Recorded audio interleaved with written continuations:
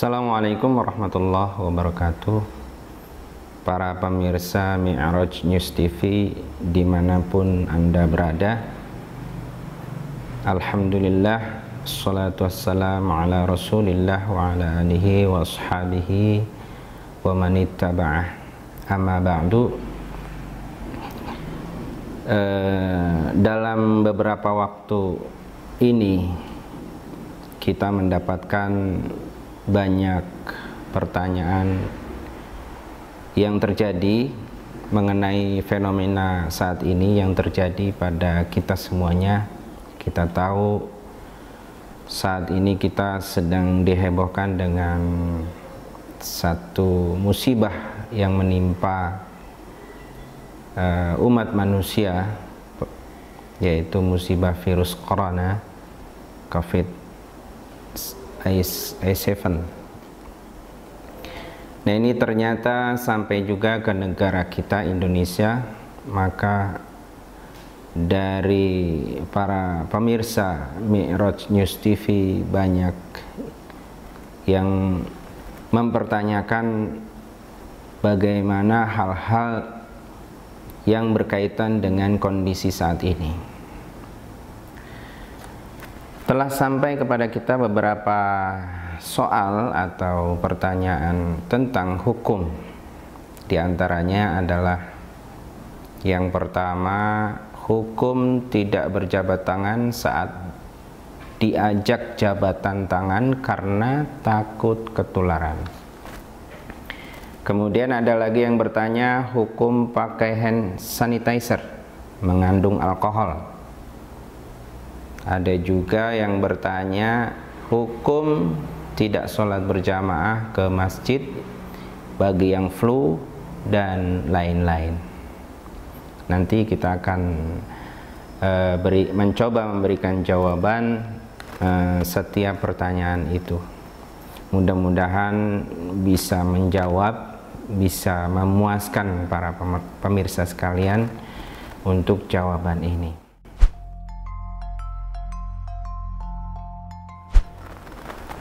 Baik para pemirsa, sebelum kita jelaskan hukum-hukum tersebut, maka kita perlu paham di dalam beristimbat hukum itu ada ilmu-ilmu yang harus kita ketahui. Tidak cukup hanya kita membaca satu atau dua hadis kemudian kita terjemahkan lantas kita berfatwa. Tidak cukup itu, karena ada hukumnya, ada ilmu tentang itu. Bagaimana kita istimbatul hukmi, mengambil keputusan hukum dari sekian banyak ayat, dari sekian banyak hadis, dari sekian pandangan para ulama, akhirnya memunculkan satu hukum. Maka itu yang disebut dengan fikih. Kita ketahui dalam ayat-ayat Al-Quran itu Allah Subhanahu wa ta'ala hanya menjelaskan ayat-ayat yang berkaitan tentang hukum itu kurang lebih 200-300 ayat saja di antara 6.236 ayat. Kemudian begitu juga hadis Nabi Muhammad sallallahu alaihi wasallam. Itu kisaran 3.000 hadis yang berbicara tentang hukum di antara 60 ribuan hadis yang ada. Ini menurut Adigium Nasusun Mansuratun. Seperti itu. Kemudian ketika kita baca bagaimana cara, kenapa kok harus ada ilmunya untuk mengistimbat hukum tersebut, maka kita ada kaidah yang tertulis dalam kitab Tarikh Ushulul Fiqh yang ditulis oleh Syekh Ali Jum'ah. Kaidah tersebut berbunyi, an-nususu mahsuratun al-waqai' wal ahwal al-hayatiyatu daimatu tajaddudi wa tazayudi wa taghayyur. Nas-nas itu terbatas. Ada Al-Quran, ada hadis, itu jumlahnya terbatas. Al-waqai', sementara kenyataan, wal ahwal, dan kondisi al-hayatiyah, kehidupan, daimatut tajaddudi, selalu terbarui dari hari ke hari, dari bulan ke bulan, dari tahun ke tahun. Wat tazayud, dan selalu bertambah masalahnya. Wat taghayyur, dan selalu berubah. Itulah sebabnya kalau kita lihat dalam tarikh tasyri'il Islam, ada masa-masa kodifikasi hukum Islam itu selalu berubah. Dari masa Nabi, Abu Bakar, Umar, Utsman, dan seterusnya. Itulah sebabnya kita harus menggunakan hukum yang disebut dengan usul fikih. Baik, para pemirsa yang dirahmati oleh Allah Subhanahu wa taala, kali ini akan kita mencoba kita jawab satu persatu yang ditanyakan oleh para pemirsa. Yang pertama, hukum tidak berjabat tangan saat diajak jabatan tangan karena takut ketularan. Baik, sekarang kita lihat hukum asal. Hukum asal jabat tangan itu di dalam hadis Rasulullah Shallallahu Alaihi Wasallam itu disebutkan, nomor hadis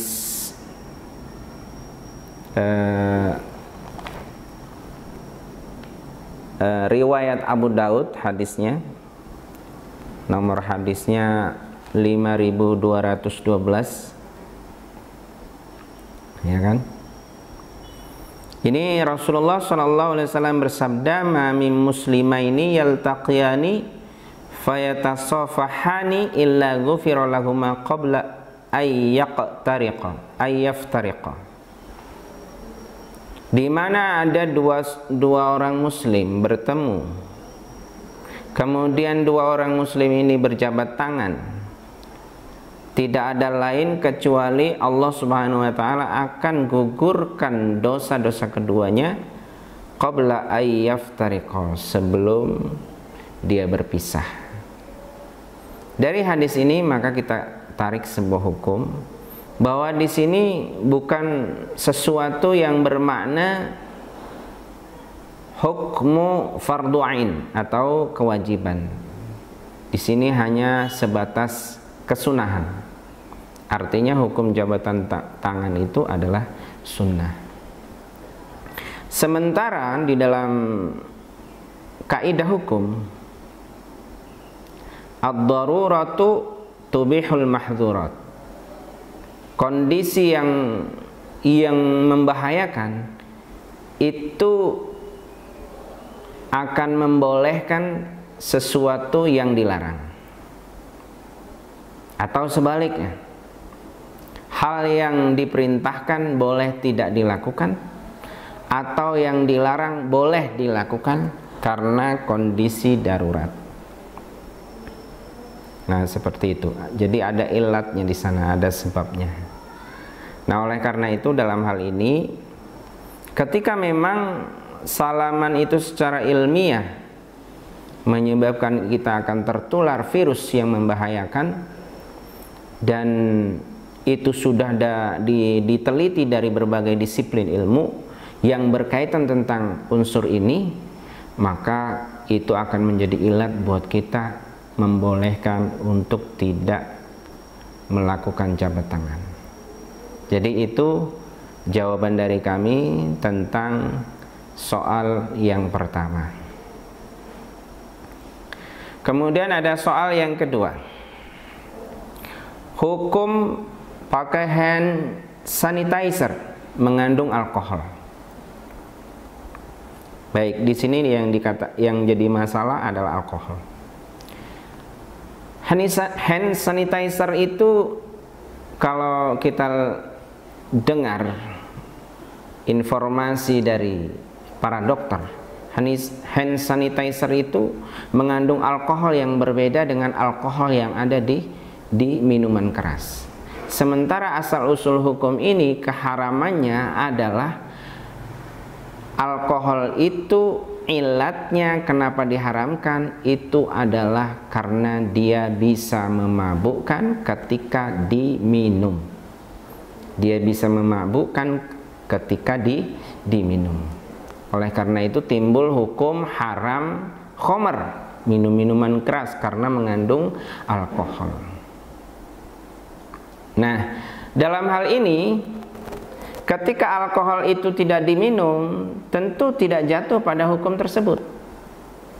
Maka kalaulah itu dipandang sebagai sesuatu yang najis, dikategorikan kenajisannya, maka di sini banyak ikhtilaf para ulama. Tetapi kita ambil ulama-ulama yang memudahkan kita. Karena itulah prinsip yang diajarkan oleh Rasulullah SAW. Idza khuyyira amrayni fa khayyara aisaruhuma. Ketika Rasulullah SAW diberikan dua pilihan, mana yang paling mudah itulah yang dipilih oleh Rasulullah SAW. Jadi dalam hal ini, ketika kita mengetahui kondisi kita memang sudah membahayakan dan di kanan kiri kita, sekeliling kita sudah memang betul-betul ada terinfeksi virus corona tersebut dan itu sangat membahayakan, maka tidak masalah kita tidak berjabat tangan. Itu karena ada ilatnya. Dan jabat tangan itu hukumnya hanya sunnah, tidaklah menjadi sebuah kewajiban. Kemudian ada lagi soalan atau pertanyaan yang ketiga, hukum tidak sholat berjamaah ke masjid bagi yang flu. Hukum tidak sholat berjamaah di masjid bagi yang flu. Baik, kalau kita lihat kesepakatan para ulama dalam hal ini, para mujtahidin, ya zaman sekarang kita sudah mudah untuk mengetahui hukum Islam karena sudah terbantu oleh ulama-ulama kita terdahulu yang betul-betul mereka berjuang untuk merumuskan hukum-hukum fikih, sehingga kita bisa tinggal melihat bagaimana apa yang disimpulkan oleh mereka. Madzhabul arba'ah itu sepakat bahwa sholat berjamaah di masjid itu hukumnya adalah sunnah muakkad, sunnah yang ditekankan, atau dengan bahasa lain fardu kifayah, kecuali kita di kampung kita ada masjid, kemudian tidak ada yang memakmurkan masjid itu, maka kita akan berdosa. Tetapi ketika sudah ada yang memakmurkan, maka hukum terhadap orang-orang yang meninggalkan sholat berjamaah di masjid itu, atau hukum sholat berjamaah di masjid itu adalah fardu kifayah, sunnah muakkadah. Jadi bagaimana hukumnya bagi orang yang meninggalkan sholat berjamaah di masjid? Hukumnya dia akan ketinggalan atau tertinggal pahala, kemuliaan, ya, fadilah yang sangat-sangat besar yang diberikan oleh Allah Subhanahu wa taala kepada kita. Bisab'in wa 'ishrina darajah. Bisab'in wa 'ishrina darajah, yaitu dengan 27 derajat. Jadi kita kalau sholat sendiri pahalanya tidak sebesar itu, sholat berjamaah akan mendapatkan pahala yang begitu luar biasa. Hanya itu akibatnya jika kita meninggalkan sholat berjamaah di masjid. Kemudian bagaimana dengan adanya ilat? Sekali lagi kita katakan bahwa yang wajib saja boleh tidak dilakukan karena adanya ilat. Sementara sholat berjamaah di masjid itu hanya sebatas fardu kifayah atau sunnah muakkadah, ya, menurut mayoritas madzhab, ya. Itu tentu saja kalau ada ilat, misalkan flu yang dikhawatirkan terhadap dirinya, ya, fisik dirinya, kemudian terhadap penularan kepada ikhwan-ikhwan yang ada di sampingnya ketika sholat, tentu itu boleh dilakukan. Meninggalkan sholat berjamaah di masjid, cukup dia sholat di rumah, itu dibolehkan karena memang jelas ilatnya karena flu, ya. Kemudian ada pertanyaan lagi, hukum menyebarkan hoax terkait corona, membuli pihak tertentu atau memfitnahnya. Baik, dalam pertanyaan ini, dalam hal masalah ini, kita bisa buka Al-Quran surat 49, itu surat Al-Hujurat. Di dalam surat Al-Hujurat itu dikatakan ayat yang ke-6 itu dikatakan, A'udzu billahi minasyaitonir rajim. Ya ayyuhalladzina amanu in ja'akum fasiqun binaba'in fatabayyanu in ja'akum fasiqun binaba'in fatabayyanu. Al-ayah. Di sini dikatakan, wahai orang-orang yang beriman, in ja'akum fasiqun, jika datang kepada kalian orang yang fasik. Orang yang fasik, binabain, dengan berita hoax. Binabain, dengan berita hoax. Fatabayyanu, maka tabayyunlah. Apa itu tabayyun? Tabayyun adalah check and recheck terlebih dahulu, ya. Jadi orang yang menyebarkan hoax dalam hal ini, dalam ayat ini, oleh Allah Subhanahu wa taala disebut sebagai orang yang fasik. Orang yang fasik itu justru punya potensi sangat besar untuk masuk ke dalam api neraka. Punya potensi yang sangat besar untuk masuk ke dalam api neraka. Itu orang fasik. Orang fasik itu adalah sangat jelas akan mendapatkan dosa yang besar. Orang fasik, ya, jika mereka tidak memohon ampun kepada Allah Subhanahu wa taala, dia akan mendapatkan dosa. Jadi ini perbuatan dosa menyebarkan hoax. Apalagi kaitannya ketika dia sebarkan hoax itu akan menimbulkan mara bahaya yang cukup besar. Apalagi zaman sekarang di mana informasi ini cepat sekali menyebar, dan itu nanti akhirnya bisa menjadi dosa jariah. Dosa jariah. Satu orang yang melihat, yang mendengar, kemudian dia merasa takut, khawatir, sehingga terjadi apa-apa dalam dirinya, maka Anda berdosa. Dan ini baru satu orang. Apalagi konsep medsos zaman sekarang ini cukup cepat merebak, cukup cepat viralnya, sehingga itu akan mengakibatkan Anda sebagai penyebar hoax yang pertama akan dihisab di sisi Allah Subhanahu wa ta'ala. Maka bila ada yang seperti ini, tolong bertaubatlah kepada Allah Subhanahu wa ta'ala, karena ini adalah dosa jariah Anda. Kemudian membuli pihak tertentu atau memfitnahnya. Ini apa lagi? Sudah menebar hoax, kemudian membuli dan memfitnah. Ini tentu perbuatan yang bukan perbuatan orang-orang yang dicintai oleh Allah Subhanahu wa taala.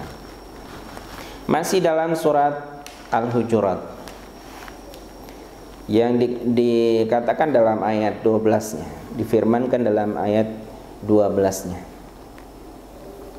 Ya. Kemudian di surat Al-Hujurat di ayat yang ke-11. Di ayat yang ke-11 dan ayat 12, di situ nanti ada jawabannya. Ya ayyuhalladzina amanu la yaskhar qaumun min qaumin asa an yakunu khairan minhum wala nisa'um min nisa'in asa an yakunna khairan minhun. Al-ayah. Wahai orang-orang yang beriman, janganlah menghina satu kaum pada kaum yang lain. Boleh jadi mereka yang dihina itu khairan minhum, lebih baik dari mereka yang menghina. Wala nisa'um min nisa'in, dan juga para wanita menghina wanita yang lain. Ayyakunna khairan minhum, boleh jadi yang dihina itu akan lebih baik daripada yang menghina. Wala talmizu anfusakum wala tanabazu bil alqab, jangan mencaci maki dan jangan memanggil dengan panggilan-panggilan yang tidak baik. Kemudian dilanjutkan kita di ayat 12-nya itu supaya kita menghindari zon, prasangka buruk. Kemudian mencari kesalahan-kesalahan orang lain. Kemudian ghibah, membicarakan orang lain antara satu dengan yang lain, itu dilarang di dalam Islam. Allah Subhanahu wa taala keras memperingati akan hal ini. Maka Allah Subhanahu wa taala bertanya, ayuhibbu ahadukum ayyakula lahma akhihi maitan fakaritumu? Apakah kalian suka memakan bangkai saudaranya? Tentu kalian tidak suka. Nah, inilah kita harus hindari tentang masalah ini. Apalagi kita semuanya sudah seorang muslim, maka tentu ini akan berakibat fatal kepada saudara-saudara kita. Oleh karena itu ini sangat dilarang oleh Allah Subhanahu wa taala, ya, menyebarkan hoax, membuli pihak tertentu, bahkan sampai memfitnahnya. Na'udzubillah min dzalik. Di dalam hukum kausalitas yang Allah Subhanahu wa taala letakkan dalam kehidupan di dunia ini, maka ada hukum yang namanya sebab akibat. Pepatah Arab mengatakan man yazra yahsud, barang siapa yang menanam pasti dia akan menuai hasilnya. Apa yang Anda tanam, maka Anda suatu saat akan menuai hasilnya. Allah tidak buta, Allah tidak tidur, dan selalu Anda di tangan Allah Subhanahu wa taala pergerakan Anda, maka takutlah kepada Allah Subhanahu wa taala. Kemudian kita menjawab ada soalan atau pertanyaan berikutnya. Hukum menimbun masker dan menjual dengan harga setinggi-tingginya. Tentu ini adalah sebuah kezaliman. Tentu ini adalah sebuah kezaliman. Hampir semua hukum atau undang-undang di dalam Islam dalam hal bermuamalah itu adalah harus bermuamalah dengan adil, fair, dan tidak saling menzolimi satu dengan yang lain, tidak saling merugikan satu dengan yang lain. Apalagi dalam hal ini sampai menimbun masker dan menjual dengan harga setinggi-tingginya. Nauzubillah min dzalik. Seandainya misalkan anak Anda yang tidak mendapatkan masker, apa perasaan Anda? Seandainya istri Anda suatu saat tidak mendapatkan masker, apa perasaan Anda? Gara-gara masker itu ditimbun oleh orang lain, bagaimana perasaan Anda? Tentu Anda tidak akan tega untuk melakukan itu. Maka dalam hal ini tentu Islam sangat-sangat melarang menimbun masker, kemudian menjual dengan harga yang sangat tinggi. Itu artinya apa? Senang melihat orang lain susah, dan itu bukan pribadi seorang muslim. Itu bukan pribadi seorang muslim. Allah Subhanahu wa taala sangat mengancam itu.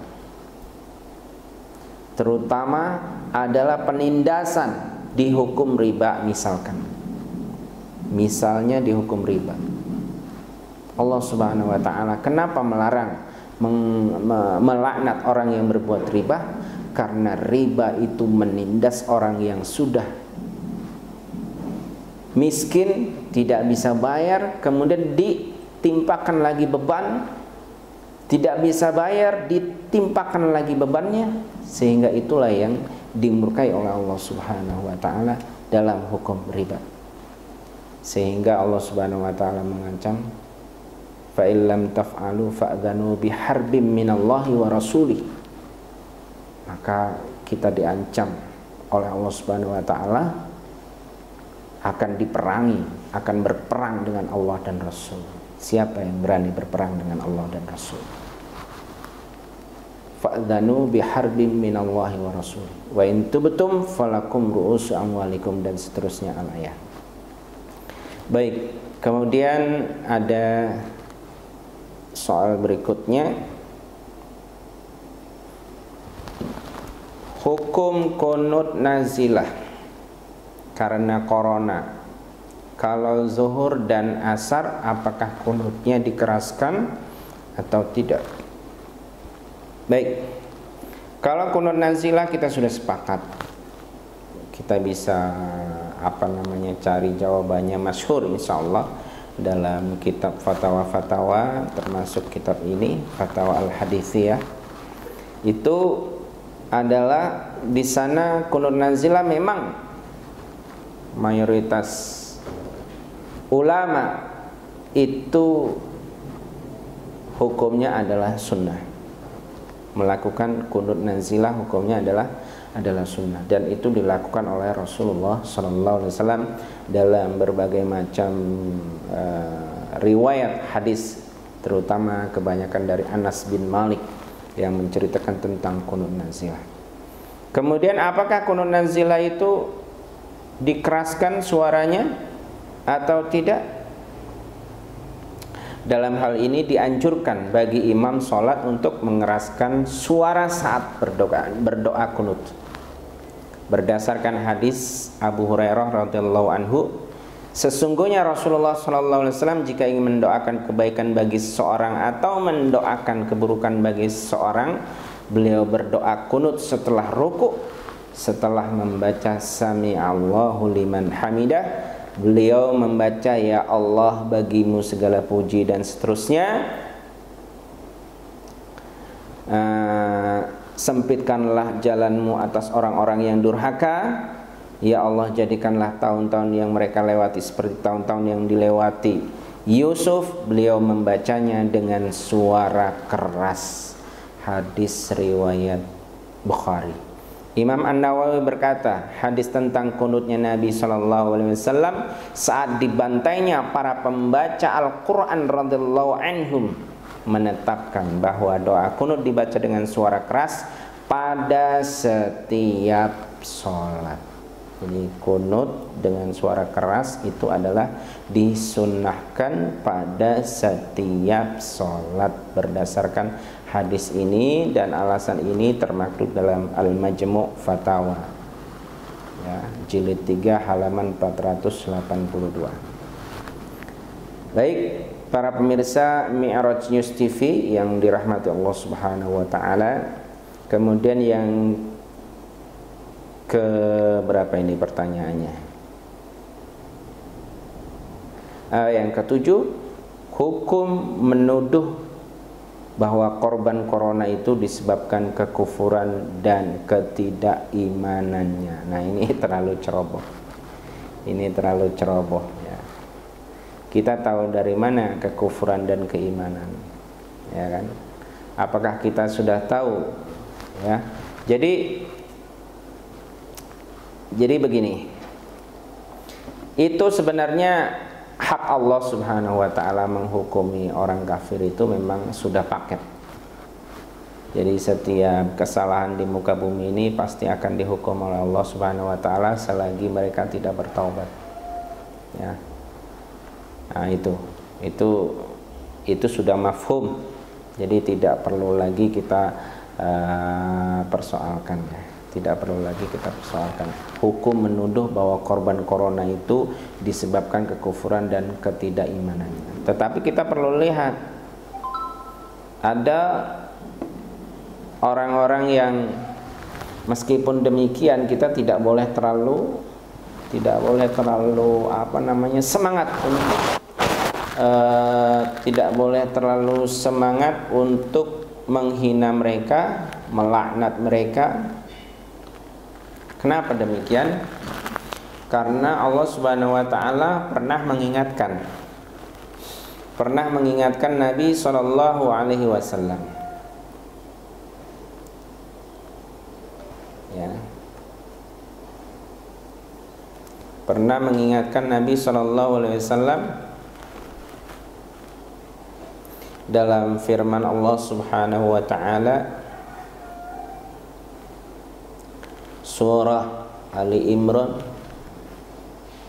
ayat 128. Aisalaka minal amri syai'un aw yatuba alaihim aw yu'adzibahum fa innahum zalimun. Wahai Muhammad, kamu enggak punya hak ya. Kamu enggak punya hak sedikit pun untuk melaknat mereka, atau kamu nggak punya hak sedikit pun untuk memaafkan atau mentobati mereka, menerima taubat mereka, atau melaknat mereka. Ya. Fa innahum zalimun. Walaupun mereka itu adalah orang-orang yang zalim. Ini peringatan Allah Subhanahu wa taala kepada Nabi Muhammad sallallahu alaihi wasallam. Maka setelah itu Nabi selalu membaca dalam kunutnya, Allahumma hdini fi man hadait wa afini fi man afait wa tawallani fi man tawallani, dan seterusnya. Jadi artinya apa? Itu biarkan Allah Subhanahu wa taala yang menghukum, tetapi kita tidak berhak untuk terlalu semangat untuk menghukumi mereka, melaknati mereka dan seterusnya. Karena kita tidak tahu. Barangkali suatu saat nanti mereka masuk Islam, kemudian ternyata Islamnya lebih hebat dari kita nggak tahu. Nah, itulah yang terjadi pada Wahsy yang dulu memang pernah membunuh paman Nabi Hamzah. Rasulullah terlalu semangat membenci Wahsy, tapi pada akhirnya Wahsy diberikan hidayah oleh Allah Subhanahu wa taala masuk Islam beserta tuannya Hindu. Nah, kita nggak tahu. Oleh karena itu kita pasrahkan semuanya kepada Allah. Jangan terlalu, apalagi ini ditampakkan di hadapan mereka, jangan ya, ditampakkan di hadapan mereka sehingga mereka mendengar kita melaknat mereka, jangan. Ini namanya bukan dakwah. Jika demikian maka bisa jadi kita dibenci sehingga mereka membenci Islam.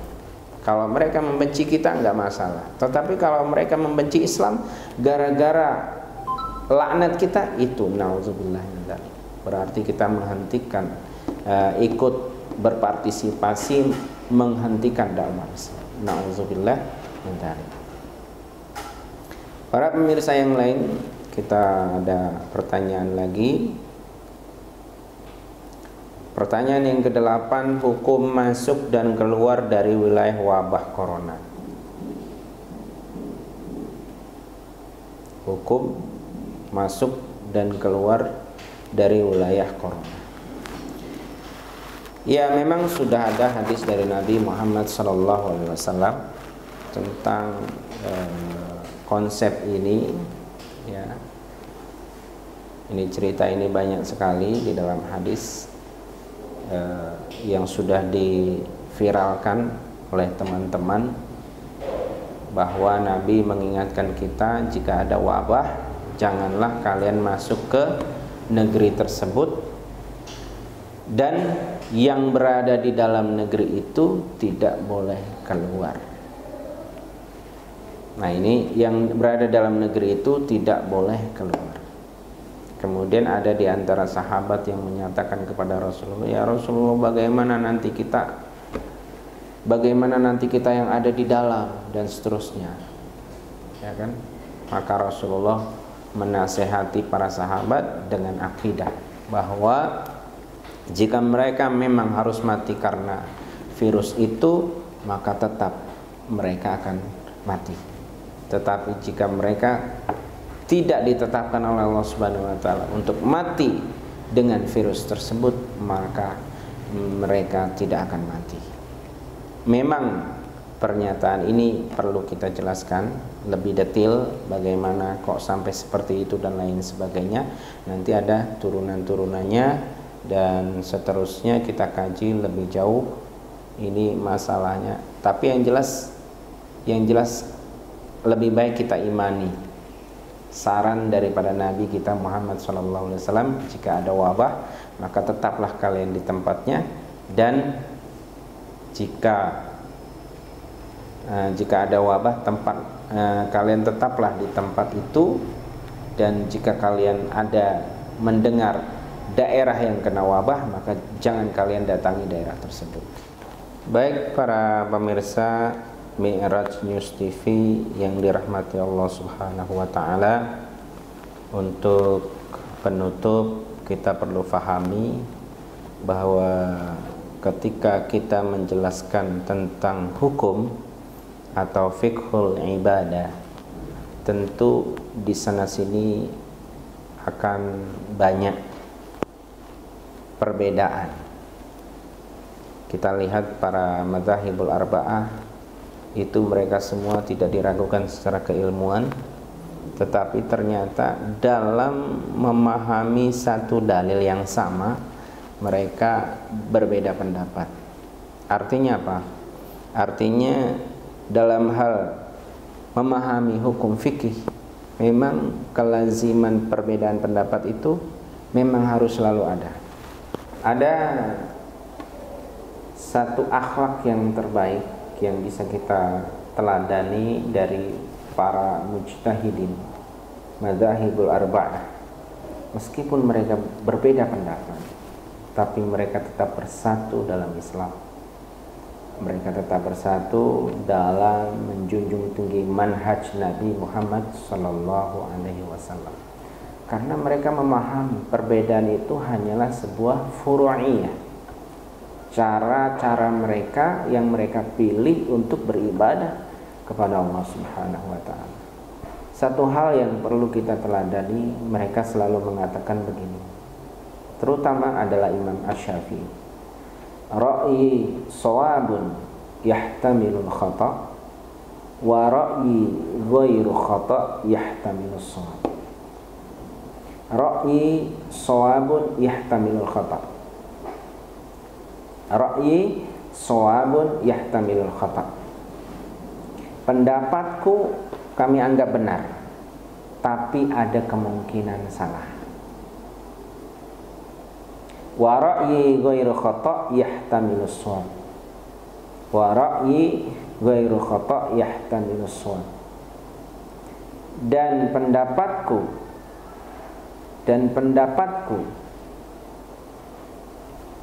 kemungkinan tidak ada salah dan ada kemungkinan yang benar. Sehingga mereka sering bahasakan dengan para imam yang lain, ra'yi shawabun yahtamilul khata' wa ra'yuka khata'un yahtamilus shawab. Pendapatku benar menurutku, tapi ada kemungkinan salah. Pendapatmu salah menurutku, tapi ada kemungkinan benar. Nah, itulah kata-kata yang terindah. Artinya di sana sini ada kemungkinan yang benar dan ada kemungkinan yang salah, karena kita semuanya ini adalah manusia biasa, dan yang terpenting bagi kita adalah satu Islam harus dijaga, satu manhaj an-nabawi harus kita jaga, harus kita pererat tali persaudaraan di antara kita. Oleh karena itu, para pemirsa Mi'raj News TV yang dirahmati Allah Subhanahu wa taala, kita cukupkan sampai di sini. Kurang dan lebihnya kami mohon maaf. Wabillahi taufiq wal hidayah. Wassalamualaikum warahmatullahi wabarakatuh.